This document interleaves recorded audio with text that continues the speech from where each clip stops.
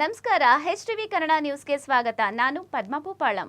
ಕೊಡಗು ಜಿಲ್ಲೆಯ ದುಬಾರೆ ಆನೆ ಶಿಬಿರದಲ್ಲಿ ನಡೆದ ದುರಂತ ಘಟನೆಗೆ ಸಂಬಂಧಿಸಿ ಅರಣ್ಯ ಸಚಿವ ಈಶ್ವರ್ ಖಂಡ್ರೆ ಪ್ರತಿಕ್ರಿಯೆ ನೀಡಿದ್ದಾರೆ. 2 ಆನೆಗಳ ನಡುವಿನ ಕಾಳಗದ ವೇಳೆ ಅಮಾಯಕ ಮಹಿಳೆ ಮೃತಪಟ್ಟಿದ್ದು ಇದು ನೋವಿನ ಸಂಗತಿ ಎಂದು ಸಚಿವರು ಹೇಳಿದ್ದಾರೆ.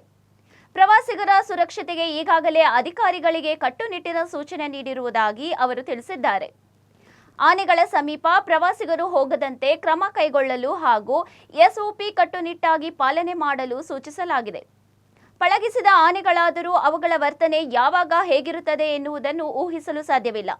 ಪ್ರವಾಸಿಗರು ಆನೆಗಳ ಜೊತೆ ಸೆಲ್ಫಿ ತೆಗೆದುಕೊಳ್ಳುವುದು, ಬಾಳೆಹಣ್ಣು ತಿನ್ನಿಸುವಂತಹ ಚಟುವಟಿಕೆಗಳ ಬಗ್ಗೆ ಕೂಡ ಆತಂಕ ವ್ಯಕ್ತಪಡಿಸಿದ್ದಾರೆ. ದಸರಾ ಉತ್ಸವದಲ್ಲಿ ಭಾಗವಹಿಸುವ ಕಂಜನ್ ಆನೆಯ ಬಗ್ಗೆ ಕೂಡ ಈಗಾಗಲೇ ಎಚ್ಚರಿಕೆ ನೀಡಲಾಗಿದೆ ಎಂದು ಹೇಳಿದ್ದಾರೆ. ಸಫಾರಿ ವೇಳೆ ವಾಹನಗಳ ಮೇಲೆಯೂ ಕಾಡು ಪ್ರಾಣಿಗಳ ದಾಳಿ ನಡೆಯುತ್ತಿರುವುದರಿಂದ ಪರಿಸ್ಥಿತಿಯನ್ನು ಗಂಭೀರವಾಗಿ ಪರಿಗಣಿಸಲಾಗಿದೆ. ಮುಂದಿನ ದಿನಗಳಲ್ಲಿ ತೆರೆದ ವಾಹನಗಳ ಬದಲು ಸುರಕ್ಷಿತ ವ್ಯವಸ್ಥೆ ಜಾರಿಗೊಳಿಸುವ ಬಗ್ಗೆ ಚಿಂತನೆ ನಡೆದಿದೆ. ಪ್ರವಾಸಿಗರ ರಕ್ಷಣೆಗೆ ಯಾವುದೇ ಧಕ್ಕೆ ಆಗದಂತೆ ಕ್ರಮ ಕೈಗೊಳ್ಳಲಾಗುತ್ತದೆ ಎಂದು ಸಚಿವರು ಸ್ಪಷ್ಟಪಡಿಸಿದ್ದಾರೆ. ದುಬಾರೆ ಆನೆ ಶಿಬಿರದಲ್ಲಿ ಇನ್ನೊಂದು 2 ಆನೆಗಳ ಮಧ್ಯೆ ಕಾಳಗ ಆಗಿ ಒಬ್ಬ ಅಮಾಯಕರ ಮೃತ್ಯು ಆಗಿದೆ. ಅತ್ಯಂತ ನೋವಿನ ಸಂಗತಿ ಆಗಿದೆ. ಭಾಳ ಯಾರೂ ನಿರೀಕ್ಷೆ ಮಾಡದ ರೀತಿಯಲ್ಲಿ ಈ ಒಂದು ಘಟನೆ ನಡೆದು ಹೋಗಿದೆ.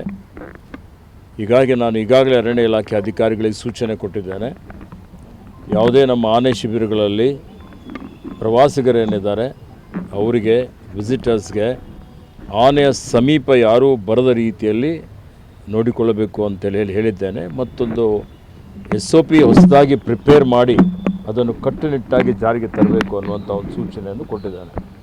ಸಾಮಾನ್ಯವಾಗಿ ಇವತ್ತೆಲ್ಲ ಜನ ಅಲ್ಲಿ ಹೋಗಿ ಆನೆಗೆ ಬಾಳೆಹಣ್ಣು ತಿನ್ನಿಸುವಂಥದ್ದು, ಬೆಲ್ಲ ತಿನ್ನಿಸುವಂಥದ್ದು, ಅದ್ರ ಜೊತೆಯಲ್ಲಿ ಸೆಲ್ಫಿ ತೆಗೆದುಕೊಳ್ಳುವಂಥದ್ದು, ಇದೆಲ್ಲ ಮೊದಲಿನಿಂದ ನಡೆದುಕೊಂಡು ಬಂದಂಥದ್ದು. ಯಾಕೆಂದರೆ ಇವೆಲ್ಲ ಆನೆಗಳು ಕುಮ್ಕಿ ಆನೆಗಳು, ಪಳಗಿಸಿದ ಆನೆಗಳು. ಈಗ ಯಾವುದೇ ರೀತಿಯ ಮಾನವನಿಗೆ ಧಕ್ಕೆ ಮಾಡೋದಿಲ್ಲ ಅನ್ನುವಂಥದ್ದು ಭರವಸೆ ಎಲ್ಲರಿಗೆ ಇತ್ತು.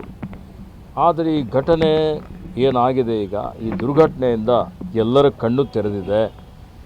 ಆನೆಯ ಬಿಹೇವಿಯರ್ ಯಾವಾಗ ಏನಾಗುತ್ತೆ ಅಂತ ಹೇಳಲಿಕ್ಕೆ ಬರೋದಿಲ್ಲ. ಹೀಗಾಗಿ ಇದರಲ್ಲಿ ಮತ್ತು ಈ ಕಾಳಗದಲ್ಲಿ ಒಂದು ಆನೆನೂ ಭಾಳ ಗಂಭೀರ ಅದಕ್ಕೆ ಗಾಯಗಳಾಗಿತ್ತು, ಅದು ಮೃತಗೊಂಡಿದೆ. ಹೀಗಾಗಿ ಕಂಚನ್ ಆನೆಗೆ ದಸರಾದಲ್ಲಿ ಹಿಂದೆಲ್ಲ ಭಾಗಿಯಾಗಿತ್ತು. ಅದನ್ನು ದಸರಾ ಜಂಬೂ ಸವಾರಿಯಲ್ಲಿ ಭಾಗಿಯಾಗಲಿಕ್ಕೆ ಅವಕಾಶ ಇಲ್ಲ, ಭಾಗಿ ಮಾಡಬಾರ್ದು ಅನ್ನುವಂಥ ಒಂದು ಸೂಚನೆಯನ್ನು ನಾನು ಕೊಟ್ಟಿದ್ದೇನೆ. ಮತ್ತು ಮುಂಬರುವಂಥ ದಿನಮಾನಗಳಲ್ಲಿ ದಸರಾ ಜಂಬೂ ಸವಾರಿಯಲ್ಲಿ ಸಹಿತ ಜನರು ಆನೆಯ ಸಮೀಪ ಬರದ ರೀತಿಯಲ್ಲಿ ಒಂದು ಈ ಕಾರ್ಯಕ್ರಮ ಆಯೋಜನೆ ಮಾಡಬೇಕು ಅನ್ನುವಂಥದ್ದು ಕಟ್ಟುನಿಟ್ಟಿನ ಸೂಚನೆಯನ್ನು ನಮ್ಮ ಇಲಾಖೆ ಅಧಿಕಾರಿಗಳಿಗೆ ಕೊಟ್ಟಿದ್ದೇನೆ.